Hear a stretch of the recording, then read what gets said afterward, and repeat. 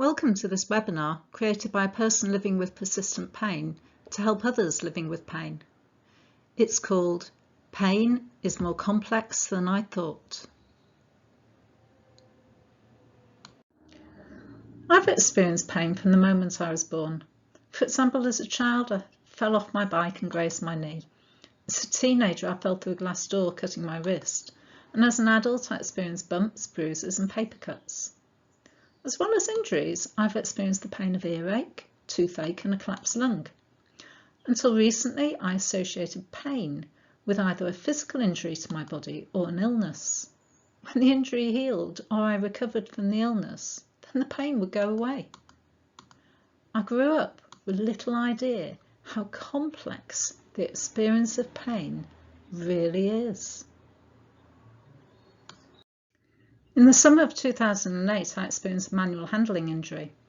A disc in my back prolapsed and compressed one of my nerve roots, causing severe sciatica symptoms. I was in a huge amount of pain and could barely walk.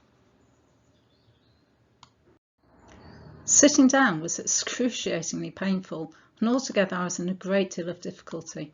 I was taken by ambulance to hospital, where I stayed for 5 days.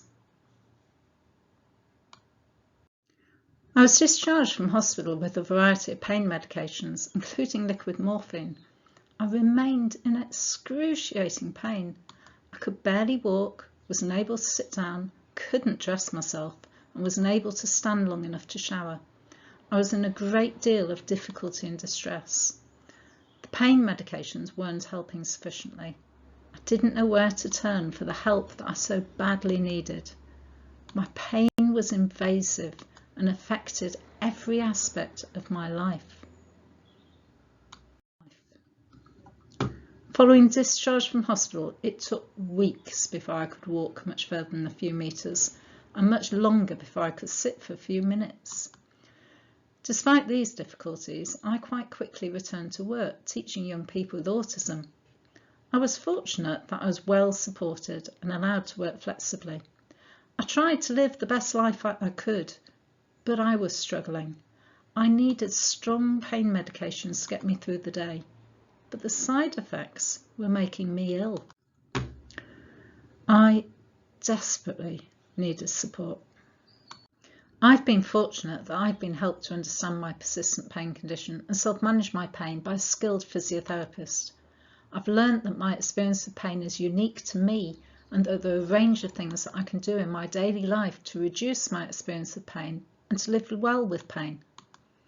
I've learnt to understand the complex nature of persistent pain, which has not only helped me live a life at peace with pain, but also through this understanding to adapt and adjust my life in order to live well with pain. Living with daily pain is not always easy. I've no idea when I experience pain if it's the same as when someone else does. Just like I've no idea when I feel fear, whether that's the same experience others feel, or maybe taste, hunger or smell.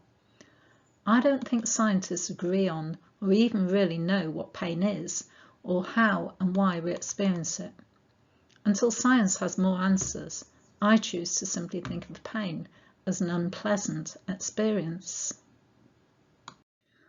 I know that I have a damaged nerve root in my back, which is the main cause of my sciatic pain.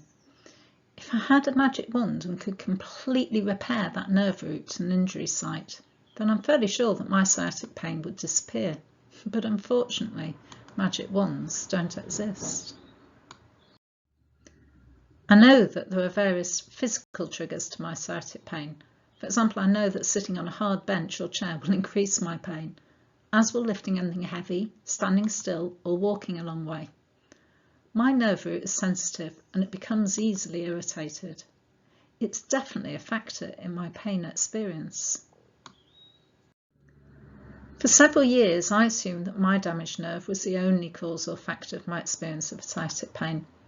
Looking back on my childhood and early adulthood experience of pain, this assumption makes complete sense. After all, I could always identify a physical cause for my pain, which when healed, resolved my pain. I'd never needed to understand more about pain. However, I now understand that there is much more to my pain experience than just my one injured body part. Persistent pain is truly complex. In reality, there are many factors or ingredients to my pain experience. I'm sure that being in daily pain for several years has caused my body to change in response to it. How could it possibly not have done? I don't fully understand what physical changes have happened in my body since living with persistent pain, but I suspect my nervous system has probably become sensitised. This has meant that I'm sometimes, but not always, more sensitive to pain. I found the idea that my body could change because of my persistent pain quite distressing and worrying at first, but I now accept it as an inevitability. The unseen changes in my body, including my sometimes increased sensitivity to pain, have become factors or ingredients in my pain experience. I found it relatively easy to appreciate and understand these physical aspects of my pain experience. I slowly worked out how to avoid or minimise some triggers, for example sitting down, standing still or lifting, and I learnt to accept my sometimes increased sensitivity to pain. However, for me, perhaps the greatest revelation in my learning to understand my persistent pain has been that who I am, how I feel, what I do, can also be factors in my pain experience. I admit it took me a while to start to understand how anything about me as a person could possibly be a factor in my persistent pain. But now I do understand. It makes complete sense. I found starting to think about me as a person being in any way a factor of my pain difficult. I worried that perhaps I was in some way to blame for my pain, or that people might think that the pain was all in my head. But nothing could be further from the truth. I'll try to explain why. I'm aware that my pain varies from one day to the next. Indeed, it varies from 1 hour to the next, and sometimes minute to minute. My pain varies in both intensity and duration. I notice that if I was having a difficult time in my life, for example, a family member might be in hospital or I was stressed at work, then my pain experience might be greater. It felt as though my stress levels made it easier for the experience of pain to break through. I also noticed that if I was concentrating hard on something, for example writing, then my pain may be a little less. It felt as though because my focus was firmly on my writing, there was less room for the pain to take centre stage. These were my first realisations that there were other things than just my injury that were affecting my experience of pain. This was a breakthrough for me. The door opened to a better understanding of pain and being able to better manage my pain. Although I can't do much about my damaged nerve root or about any of the other physical changes I may have incurred, I can do something about my stress levels and about a range of other factors involved in my experience of persistent pain. At last, I was empowered to adapt and take back control. I started to learn and think about other factors that might be contributing to my experience of pain. I went right back to thinking about who I am as a person and what has led to me being the person I am. Everyone is different. We all have a different body, different childhood experiences, different adult experiences, different thoughts, different pain thresholds, and different problem-solving skills. Even identical twins aren't truly identical. They might look the same in their physical appearance, but they aren't the same people. They don't have identical experiences of life, and they don't have identical thoughts and emotions. They don't have the same experience of pain. I realise that some of my life experiences have been important factors in making me who I am. For example, the trauma I experienced as a teenager, becoming Liverpool's school chess champion, working as a school teacher, having pneumonia when I was in my 20s, having my 2 wonderful children, having my manual handling injury, and many, many more. I thought about identifying these experiences as either negative or positive, but I decided doing that is irrelevant. They're just experiences that have helped shape the person I am today. There's nothing in my background that is to blame for my persistent pain, not even the trauma I experienced as a teenager. Even if I'd never experienced that trauma or any one of my other life events, I would still have persistent pain. Some elements of who I am now are my ability to be resilient, my tendency towards being anxious, my problem-solving capabilities, and my workaholic tendencies.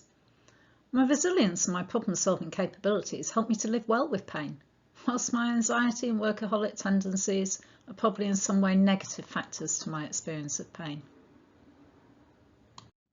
None of these elements of who I am are fixed in stone. All can be changed over time. I then started to think about my day-to-day life. I realised what a complex person I was and what a complex life I lead. No 2 months, 2 weeks, 2 days, or even 2 hours are the same for me. Sometimes my anxiety levels are high and my happiness levels low. Sometimes I'm excited. Sometimes I'm in a lot of pain and I'm fearful for the future. Sometimes I'm busy and focused on my work. Sometimes I'm bored with nothing to do. My life changes dynamically, as do my emotions and pain. I decided to try and think in more practical terms about what things helped to reduce my pain experience, which I call pain improvers, and what things made my pain worse, which I call pain contributors. Dividing factors into these two parts is artificial, as some things, for example family relationships, could act as both. But it did provide me with a way forward in the haze. I found trying to think about and work out what made my pain worse or better quite tricky to start with. It didn't help that my pain is quite variable and can appear unpredictable. I worked hard over a period of months to identify a variety of factors which might affect my pain. I believe it was well worth doing. Having a picture in my head of what is likely to make my pain worse and what's likely to make it better has enabled me to make choices in my life which have helped me overall live better with pain. These choices range from simple ones, for example which restaurant to go to depending on whether the chairs are hard or not, to bigger choices such as what work is best for me to undertake. I now look for low stress employment. I believe having a greater awareness of what is likely to make my pain worse and what is likely to make it better has been hugely important in taking back control from pain and moving my life forward once more. It's enabled me to actively self-manage my pain. I've been actively self-managing my pain for a number of years now. Pain self-management supported me when coming off regular pain medications, and it's improved my life considerably. I found that undertaking pain self-management on a daily basis can be difficult at times, and I certainly don't profess to be an expert at it. I continue because when I'm actively self-managing my pain, I'm able to reduce my overall pain experience significantly, and I experience a better quality of life. Active pain self-management doesn't get rid of my pain, and my pain does still flare from time to time, but it certainly helps. In overall terms, I think of my pain self-management situation as minimising my pain contributors and maximising my pain improvers. Overall, I found that I need to reduce physical irritants on my nerve and optimise as many personal, social, health and emotional factors as possible. I need to consider and hopefully address any negative thoughts and beliefs which might be acting as factors in my pain experience. I need to reduce my tendency towards being anxious and build on my resilience and my naturally positive outlook. I need to improve my general health and well-being. I need to exercise more. Day to day, there are many practical pain self-management strategies I employ. I try to avoid stress, get a good night's sleep, maintain good personal relationships, not lift and carry when I don't need to, not sit or stand for prolonged periods, and use aids to assist me when needed. In addition, I've tried to explore and address my conscious and subconscious fears about what might cause me pain, and my general thoughts and feelings around pain, which inevitably have often been negative. Addressing these has not been easy, but it has been worthwhile. Everyone will have experienced a number of traumas or difficult situations in their life. Everyone's experiences will have been different, and everyone will have been affected in different ways. I've been careful to think through whether there are any unresolved elements of the traumas and difficult life events that I've undergone. If I'd felt there had been, I like to think I'd have taken the opportunity to seek to resolve them. Although I strongly believe that there is nothing in my past life that has in any way been the cause of my persistent pain, I do think that if I can clear my mind and optimise my mental well-being, then I will have the best chance for my pain to be less. I'm a great believer in the saying, what doesn't break you makes you grow. I believe that my life experiences have increased my ability to understand others and have improved my resilience. My strong levels of resilience have been important to me when dealing with my day-to-day persistent pain. Living with daily pain is hard. Wondering how long you'll have pain for, what your future life with pain holds for you, is difficult too. Pain is not just about how it feels, but also about how it makes me as a person feel. It's about suffering. I believe it's completely normal to feel frustrated, upset, and down with pain. I certainly have. I've found that having a good measure of resilience has helped me cope with the difficulties incurred in a life living with pain. It's enabled me to recover quickly from the day-to-day difficulties I encounter. I found that during particularly difficult times, for example a pain flare, my resilience has dipped. Thankfully, resilience is something that can be learned and improved. I intend to keep learning and improving. I intend to accept all the help I can in doing so. I've been fortunate to have received skilled healthcare support. Although I live with my pain on a daily basis, and therefore theoretically I am the expert on my pain, I've needed professional support to help me properly understand my situation and to learn to live better with persistent pain. It took me a while to find the right kind of support that works for me, but it's been well worth doing. It's helped me gain control. Looking back to the first few years following my injury, I don't think I was in control of my pain situation. I was struggling day to day, not knowing how to improve my situation. Medications weren't helping sufficiently, and nor were the injections, physiotherapy or surgery. Living with pain was proving very difficult, and I didn't know where to turn. However, once I started to understand pain better and started to recognise what things made my pain worse and what made it better, and started to actively self-manage my pain, I started to take control of my situation. My pain was no longer in control. I still couldn't change the damage from my injury or reverse the changes that have subsequently occurred in my body, but I could see a way forward to improve my pain. Gaining control of my situation and starting to self-manage my pain improved my life considerably. Learning to understand about the complexity of pain has been hugely important to me in terms of living a good and fulfilled life. I still live in persistent pain, and I always will, but I'm grateful that through understanding my condition better, that I've been empowered and enabled to live well with pain. Thank you for listening. I hope it's been helpful.